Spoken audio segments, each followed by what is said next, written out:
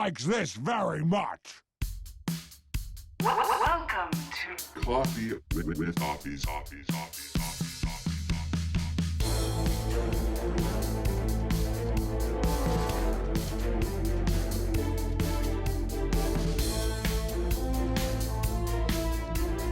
Five, four, three, two, one. Let's do this.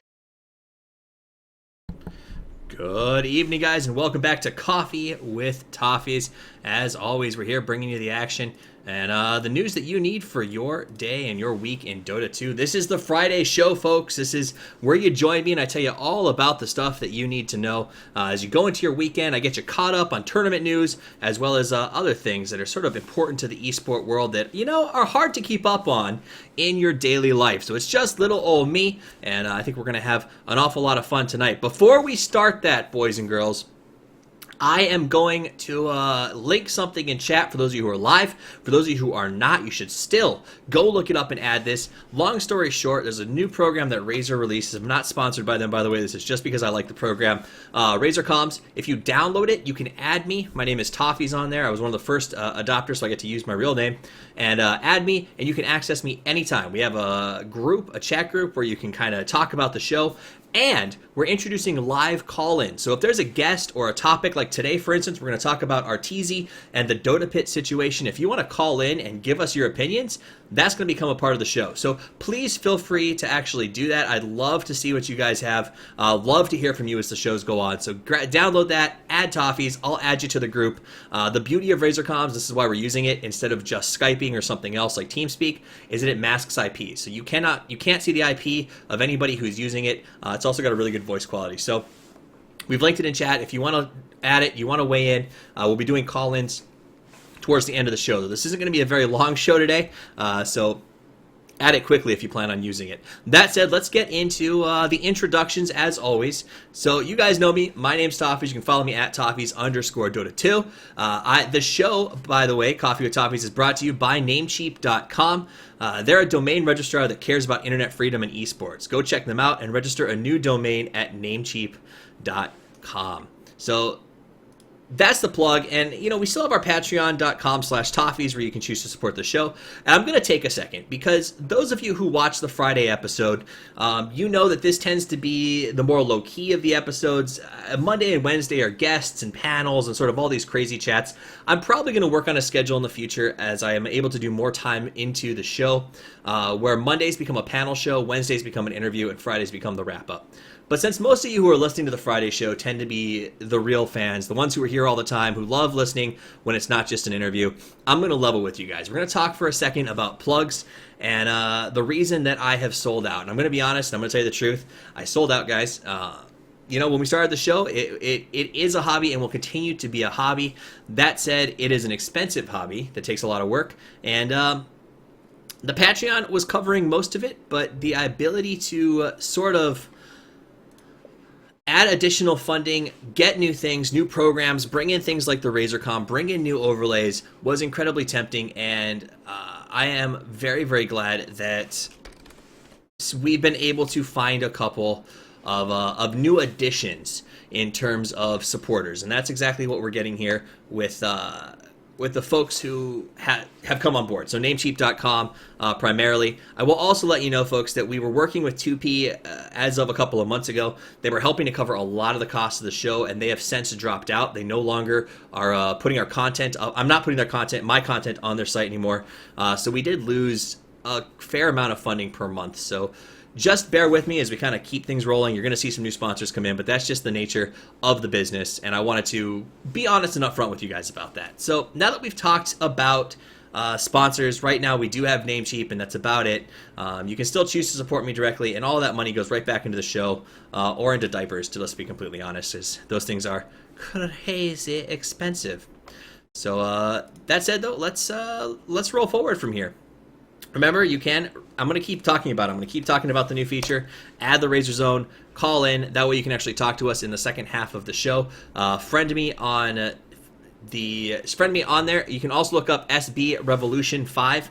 He has the ability to also kind of get you in contact and put you into the groups as well. So definitely let's work with that. Now, that said, let's talk about the continuation of the show, the important stuff, the reason that you're here in the first place, and that is a couple of things. First and foremost, we're going to talk about pro news. There's not a ton of it, not a ton of shifts in the overall stuff, man. It's kind of all over the place, but the one big news that I thought was really interesting is that Tong Fu, we all know Tong Fu, has announced a North American division. Gozu published it, has been sort of covering the way it goes, and it's interesting, it's North American players of Chinese descent. They're all generally young players, in the ballpark of 21 is their average.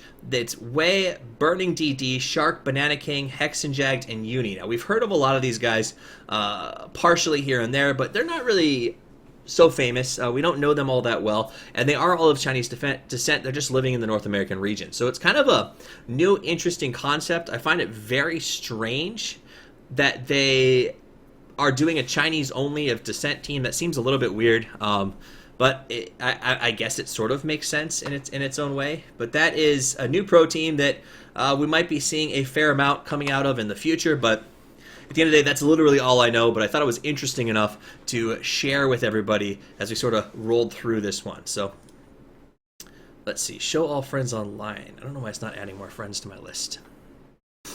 All right, so let's talk about the next piece of information, tournament news, guys. Here's a big one, and this is the one that I think everybody was talking about this last week, and it is that UG is disqualified. So UG was cheating, and for those of you who may not have been up to date or following along, there's actually an article on Join Dota that sums it up very, very well. And we're going to go through that, sort of explain the whole thing to you, because I know a lot of folks don't have time to really sort of make it all work, if that makes sense, or keep up with all of these happenings, and I want you to really be aware of what's going on. So we'll give you the short version, but essentially what happened is in the Canada Cup, there were, and this is just, I mean, let's be honest, if you're gonna cheat, turn off the cameras in the house. I mean, long story short, UG has these cameras set up around their home, their gaming house, to film them gaming and sort of reach out to the fans. And if you tuned into the show earlier this week on Monday, we talked a lot about expanding our ability to reach out to fans as teams. And I think that the cameras are a really great idea for doing that. Interestingly enough, though, it got them in a really bad situation. Because what happened is while they were playing Fire, the cameras showed a player in the middle of the game tabbed out into a smaller screen. It looked like he was looking at a stream of some sort, and there were shots of the manager taking notes, and those notes were resulting in things like kills or pickoffs. So basically, they filmed themselves stream cheating. Under the Canada Cup rules, as posted on their site and when you join, if you are caught looking at a stream during the game, you are disqualified. So because of that, Canada Cup came out with a big statement, said we hate to do this, but at the end of it, we can't do anything about it. These guys are going to be removed from the tournament. They gave the win to Fire and disqualified Union Gaming completely from the season.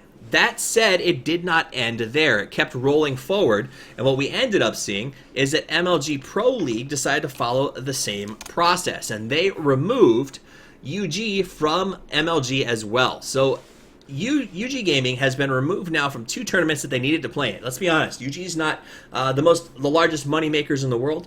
They have struggled a little bit with funding, and maybe that's what motivated them to cheat, but they've lost two of the tournaments they were playing in that they actually had a chance to come out and make a little bit of money from. So that's a bummer for them, but not really in the sense of they were cheating. They've released a statement since then, and I'm going to read it to you. It's translated, obviously, so there is a couple of grammatical errors in here, but here's the statement. UG says, we are sending this declaration to all of Dota community. I'm going to do a dramatic reading for you guys. Like, this is how I imagine that they wrote the story. We are sending this declaration to all of the Dota community, organizers, players, and spectators. And to all that will read this document, we want to say the following. We'd like to apologize to the Canada Cup organizers and to all organizers of the tournament for breaking any rule, for our mistakes, and for not reading the rules. We'd like to apologize to all of the Dota 2 community for our actions. We will try our hardest so situations like this won't happen again. It's time to understand that we are and up and coming, and that we have to be professional and have to realize that our actions might have consequences, good or bad. For less than a month, we have a gaming house with cameras to show that we are transparent in our actions.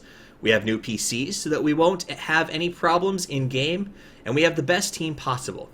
And if we lose the chance to play in tournament, we lose everything. We have always been humble. We are a ghetto team that is looking to become the best. Yoon Gaming asked the Dota community and tournament organizers for a second chance to show how talented we are and improve ourselves and make our fans happy. That's their statement. Interesting things in there that I find curious about the statement is the fact that say, we'd like to apologize to the Dota community and we will try our hardest so situations like this don't happen again, which basically means if it happens, we tried really hard, but we did it again and you caught us.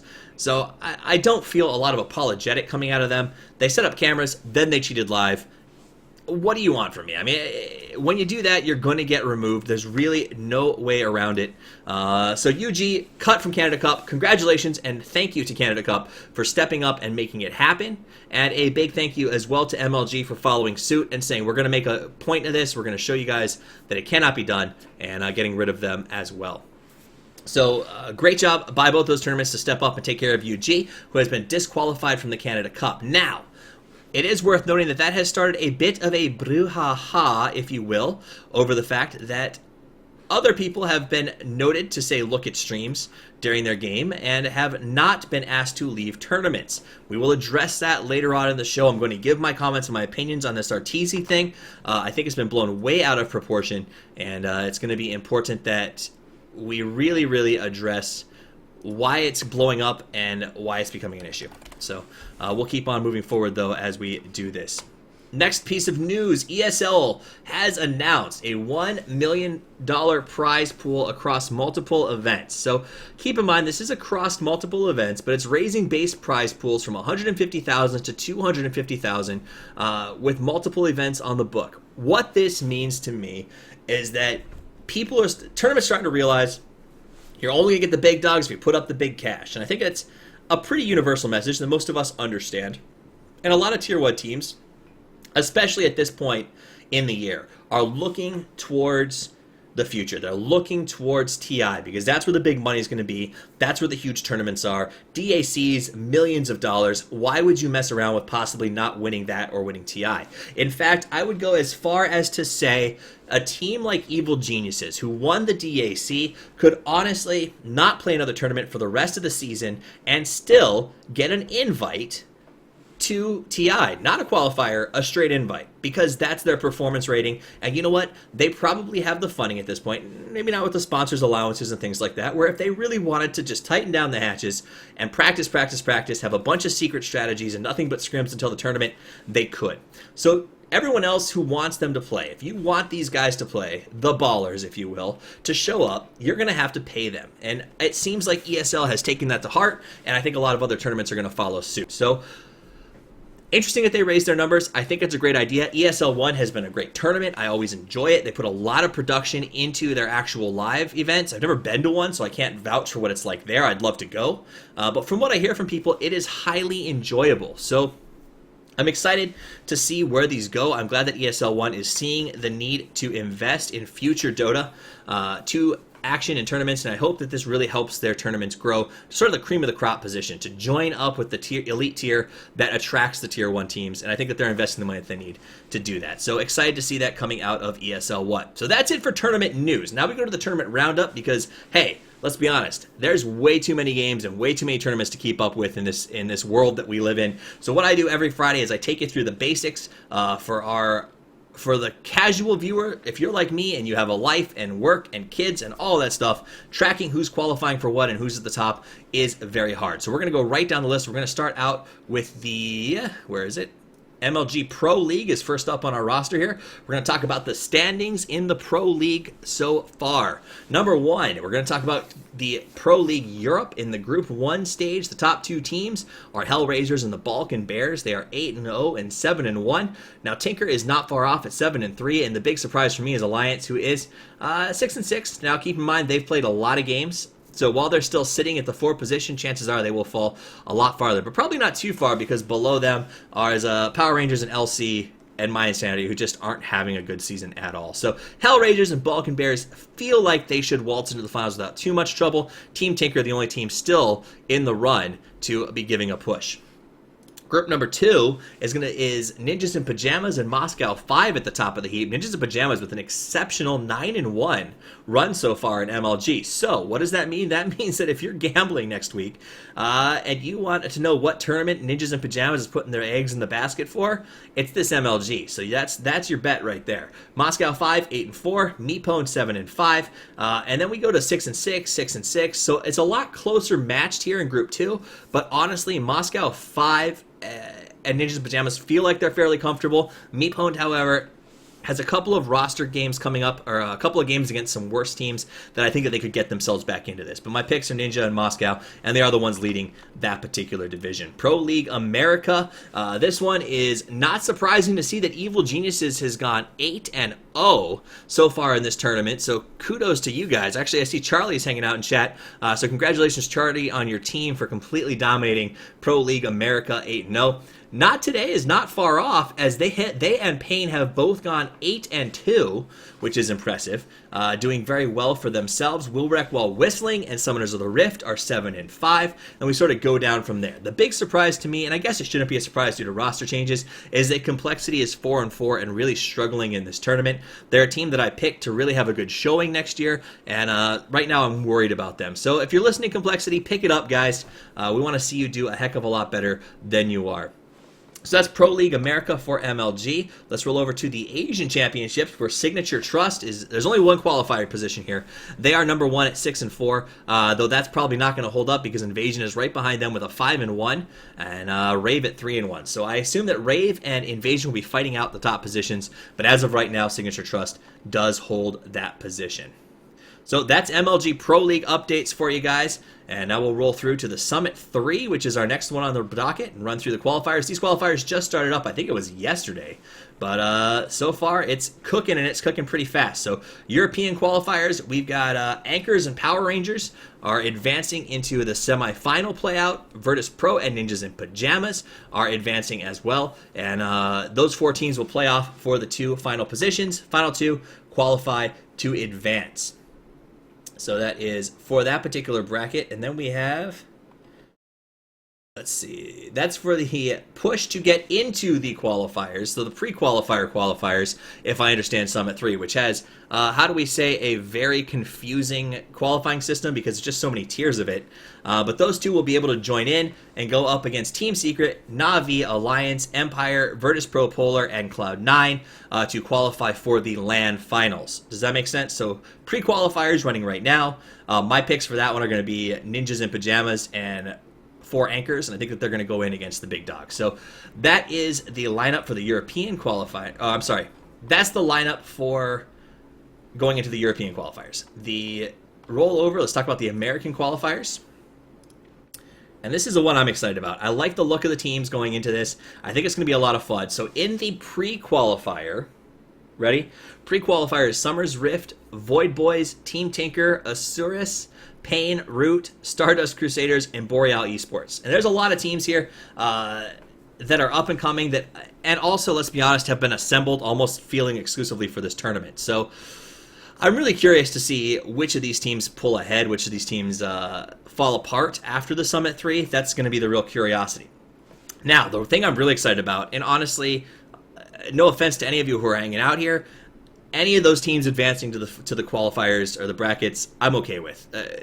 I would actually probably prefer to see something like Boreal Esports, who has been a team that has been hustling and trying to pay their dues, get that bid, than somebody who is manufactured for the tournament. Teams that are actually already into the bracket qualifiers are going to be Not Today, Leviathan, Will Wreck While Whistling, Team E-Hug, Complexity, and Evil Geniuses. Now, this is, as you know, my show is based out of North America. I'm excited to see this, and I'm really excited about a couple of teams that are showing up.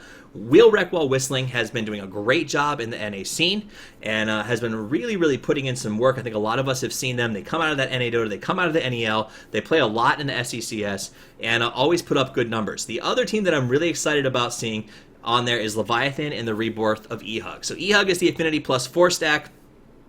SNA's team that he went to after the Sneaky Nix Assassin sort of said, I'll see you later. And they've been doing very well. They've got actually better longevity than Fire did. So kudos to them. And Leviathan has made it as well. Leviathan is a... Now, if you want to support a team, if you guys are looking for a team that quantifies a grassroots start, look no further than Leviathan.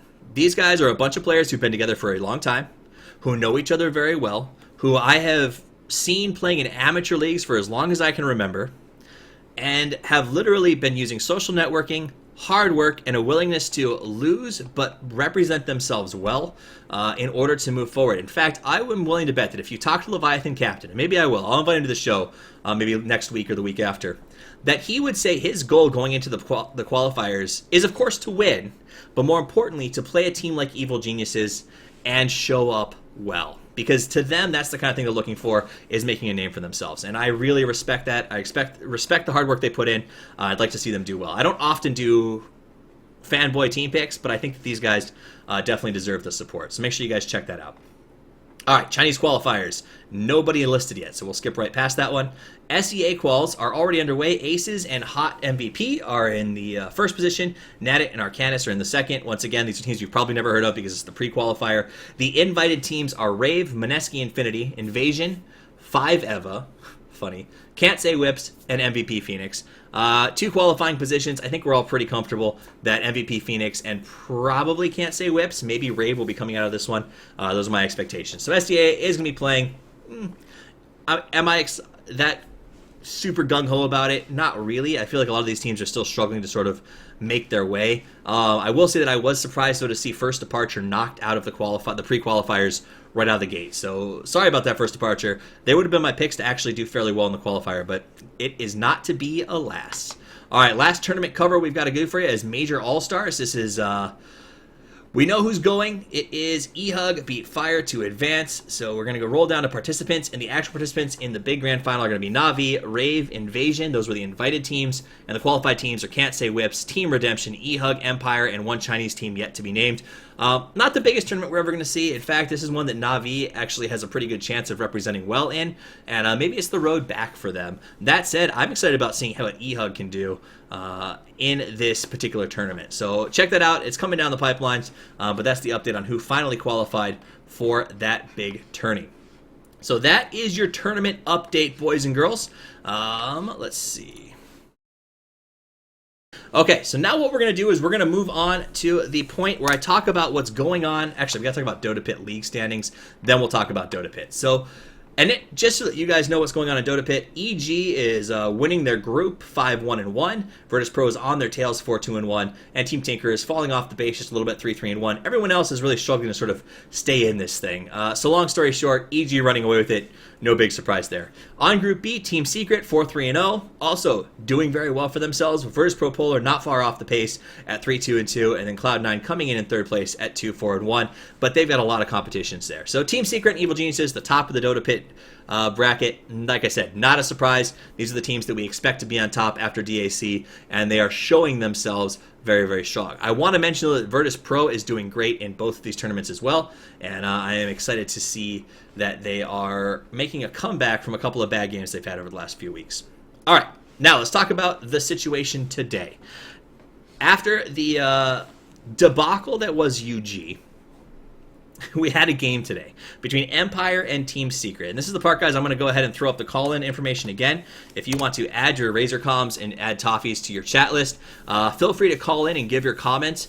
Just send me a message individually. I will add you, and then we will make sure that you get a chance to sort of speak your mind just a little bit as we roll forward to talk about what's going on with this Arteezy. Do you think it was a fair selection or not? Now, because it's my show, I get the pleasure of weighing in first. You're 5-1-1, Charlie. That's what it says. I don't make the rules, man. All right, so let's talk about this Arteezy thing. Long story short, Empire plays Secret today. The pauses were ridiculous. There were some DDoSing or something like that going on. And there was like a 15-minute pause. During that period, in Twitch chat, Arteezy started to talk. I don't know exactly what he said. Hey, man, all right, so quick bounce back to Dota Pit.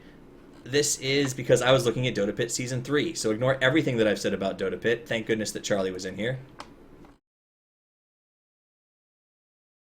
And let's go take a look at the real information. Look at that. So LD and Charlie have completely lambasted me, and I'm going to go backwards so that I don't give you guys the wrong information for the entire show. Team Secret is still winning, so I was right about that. They're 6-2 compared to everybody else who is not even close at the moment. And Team Secret, or Evil Geniuses, hasn't even played a game yet. Ninjas of Pajamas is winning at 3-1. So that was Season 2 that I was talking about. I put my foot in my mouth. I feel terrible about it. And I will take a moment to drink coffee and think quietly about how I failed everyone. Yeah, there we go. I feel terrible. All right, so now that I feel terrible, we're back to the actual show. Let's go into what's happening with the Arteezy situation. So Arteezy spoke in chat. Under the Dota Pit rules, it does say that you cannot watch a stream. Now, a lot of folks are up in arms on two sides right now. There's a big argument that the team should suffer consequences because, hey, UG got banned for something like this. And the other half is saying, well, he was probably just talking in chat. Here's the official statement that was released by the GERG in congruence with Dota Pit. Today, during the Dota Pit match, I'm going to read this with attitude, just like we did the UG statement, that way you guys know what's happening. Today, during the Dota Pit match, after an over 15-minute pause, the Dota Pit rule limit, Arteezy entered the stream chat. Arteezy has been given a formal warning and will issue a public apology for his actions. This is because we do not believe that Artur's intentions were malicious, nor did he have any intention to stream cheat. The reasoning for this is as follows. We do not believe that Artur viewed the stream video feed, only the stream chat. We believe that this was an innocent lapse of judgment. However, this being said, we are going to make clarifications to our rules to make this as much clearer moving forward. It should be clear now that being in the stream chat is not acceptable during a match. If this happens again, the punishment will be much harsher. Previously, the only relevant rule in the rule set is, and I quote, teams are not allowed to view streams of the tournament while playing in a match. And the punishment policy is very flexible. The level of punishment depends on the violation and may include warning, technical loss, or disqualification from the tournament. The rule set is available, and there's a link there on the Reddit post to where the rules are. If we ever believe that a player or team takes any action that is considered to be malicious or an attempt to cheat, the player will be DQ'd from the current season of Dota Pit. If the team also takes part or has knowledge of the action and does not come forward, they will also be DQ'd from the current season of Dota Pit. We also believe that Secret showed consistently good sportsmanship throughout the series. Secret had the option to unpause the game after 15 minutes. Cyborg Matt, the manager, insisted on waiting longer for Empire to reconnect, and even offered to reschedule the game as opposed to continuing 5 versus 3. Comparisons to the UG situation are not valid. These situations cannot be compared. UG's circumstances are very different. A, they had a history of malicious action. B, they lied about the incident when confronted about the action. C, they had explicit video evidence of them viewing the video feed. D, had shown poor sportsmanship in previous instances of possible malicious intent. Again, with the evidence presented to us, we came to the conclusion that it was not Artur's intention to cheat using the stream. A serious warning has been given, and we want to reiterate that if a situation were ever to arise, we will handle it with the severity that it deserves. That was a really long statement. Well written. Gerg, if you wrote that, kudos on your gravitas when speaking about public relations. I thought that it was very well done. That said, here's where we're at. 15 minutes into a pause. This is boring. This is lame. There's only so much you can do. I myself would probably jump into a stream chat just to see what people are saying about the pause. Artur comes in, says a few words, and everyone goes crazy. I do honestly believe, as much as Artur is fun to poke fun at, as much as he makes posts that are fun to flame, as much as he kind of acts like he is a bit egotistical, I don't see him as a cheater. I don't think that he did it. I think the fact that Cyborg Matt and the team were willing to wait longer to restart when Empire was still disconnected, the fact that they were willing to reschedule speaks well to their character, and I have absolutely nothing against the idea that they are not having harsher sanctions leveled against them. That said, I think that if it happens again, it's a huge issue. But let's be honest, Artur probably should have known better. You know, after the UG scandal, a day old, to go into a Twitch chat. But, you know, the only reason we're even having a reaction is because he spoke. Had he been sitting there quietly, nobody would have even noticed. So our reaction is in part due to the fact that he didn't know any better, which tells me that he had no intention of trying to cheat. So that is my opinion on this particular thing. I don't know if you care what my opinion is, but that is what it is. So now if you want to, this is the chance where you guys can try to call in and give your opinions on it. We want to open it up to the audience to be able to call. If you do have me on Skype, you are more than welcome to reach out to me on Skype. If you are one of the few who I trust to give my IP to, if you are a fan of the show and want to call in, you can go to Razorcoms and join.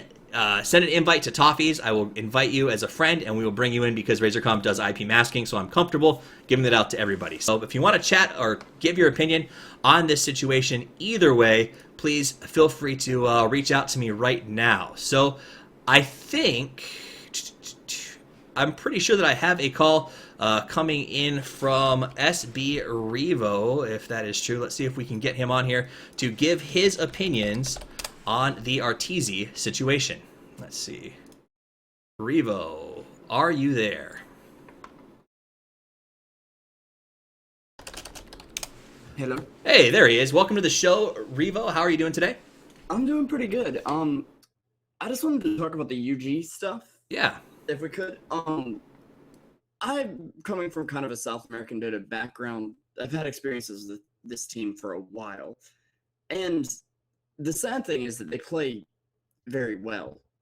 At least it seems. I mean, you have to question a little bit of it, but they put it all together so well, and then all these allegations come up, and they've been running around for a while since the whole, like, oh, we lost the bear, let's just make a quick remake. Mm-hmm.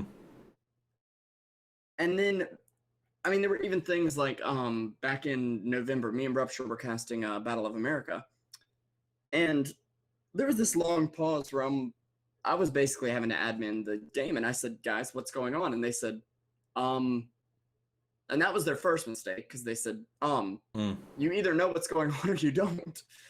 Then they said lag, and I think it was against Pain, I want to say, and Baga said something like, if I get ganked right after this, because he just walked out of some trees as Shadow Shaman alone, and then they paused. He says, if I get ganked after this, we all know what's going on here. I'm going to file a complaint formally. And I said, yeah, that's what's going on. So it goes on for a minute or so more. And I say, guys, is this a tactical pause? And they just say, go. Okay. Oh, am I? No, keep going. I'll turn you up. Don't worry about it. Okay. It was just, it's been fishy for a while. And I'm actually really glad to see that some of the players have left the team recently, but for some reason that the atmosphere of, oh, we can get away with stuff is still there.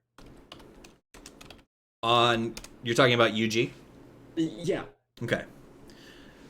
Yeah, no, I would agree with that. I think that it is at the point now where, for instance, there was a UG game a couple of days ago that they were incredibly well favored, that they should have won, or that they were going to win, and the betting stats were actually in favor, where I should put items down on UG to see them win and get stuff back, and I refuse to do it because I don't know if they're going to get caught cheating or doing something like that and me lose the game because of that. So I completely agree with that. What do you think about the Arteezy situation? The Arteezy situation is a bit ridiculous. And given the time period, yeah, it's stupid of Arteezy to go, hey, Twitch chat, here I am. But at the same time, first of all, it's Arteezy. Do we really think that Arteezy has to cheat to win games of Dota? I mean, maybe with that draft, sure. We could say that much. But it's like Gerg or whoever wrote the statement said, it's nothing close to UG. You can't compare that because the UG has previous evidence. Nobody's even suspected Secret of cheating before today. And I mean, in the end, I think that's all that needs to be said about it. I do like the fact that Dota Pit came out and said, look, this is the problem. Here's what we think about it. We're done. Right. So I think that that's a good point. I don't know that I completely agree that an argument against him cheating is why would Arteezy need to cheat? Yeah. But I can understand that. But there is a value to in historical context, it's never been an issue before, right? So Yeah. I can definitely see where when you say that, that is something to take into account. And honestly, it does feel like the management team from the tournament, Dota Pit, has done a good job of taking that into account. So I think they've made some good choices, and I'm pretty happy about it. Yeah. And I did feel like some people were calling for that possibly because, well, they bet on Secret, and Secret wasn't doing too hot. It didn't look good. And I felt the same way, but at that point, I'm like, okay, I've already given away my items. So there we go. Goodbye. If we lose, we lose, you know? Mm-hmm. And I feel like something with it is the Dota 2 Lounge has gotten way too serious. Yeah. But that's a whole nother issue. Well, then, yeah, I think that's an issue for another day, Yeah, another time. But I appreciate you calling in and giving us your opinions. We got another caller calling in right now, so we're going to add him to the call. We've got I Live 66 failed. If you just go ahead and hit the headphones button on your Razer comms, you'll join the call, and we'll get your opinion on this topic. So we are taking a call right now from I Live 66 failed.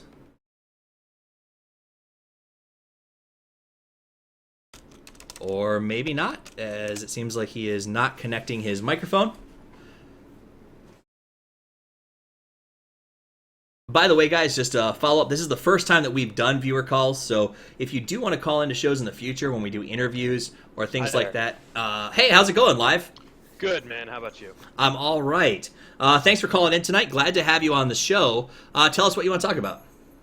Yeah, so I wanted to kind of move to a different context for this whole situation, the whole UG and RTZ and everything, away from, specifically RTZ and specifically UG, and more on Dota Pit, actually. Okay. I really think that it's hard to overstate the value of this precedent that Dota Pit is establishing here. And I don't want to sound too much like a fanboy or anything, but at that risk, I'm going to keep going, because following esports, for Dota at least, a frequent kind of complaint is some nonsense happening in a tournament and no one really having a very good answer for it. Whether it's stream sniping, whether it's any of UG's previous kind of affairs, whether it's pauses, of course, are probably the biggest offender. And tournament admins often seem so powerless, and I do think that they're often the ones at fault there. And what Dota Pit really clearly thought about beforehand was, all right, we're going to actually have some well thought out rules handling any of this kind of stuff that'll probably the most likely scenarios to come up. And say, and this kind of going the extra mile and saying that empower us to actually handle each situation depending on however serious it actually is. And that's exactly what they did here. They didn't panic. They didn't give it, days for Reddit and for whatever other community and Twitter to kind of explode for too long. They handled it immediately and said, all right, look, this is how it is. And the same thing with UG. They did a thorough, investigation, as thorough as you can. Right. We're all just kind of trying to do our own thing here with tournaments and watch games, play games, and everything, but as thorough as they can. I don't think anyone could ask more of them for investigating, and they took action. And I think that actually is really important, especially going forward with more tournaments. Always there's more tournaments. With Star Ladder there was problems as well, but I do think that Velat and whoever else is in charge of that can be like, all right, it's backed. When tournaments put down the hammer on something, the community backs them. Right. So I really think that this is something that people should take from this.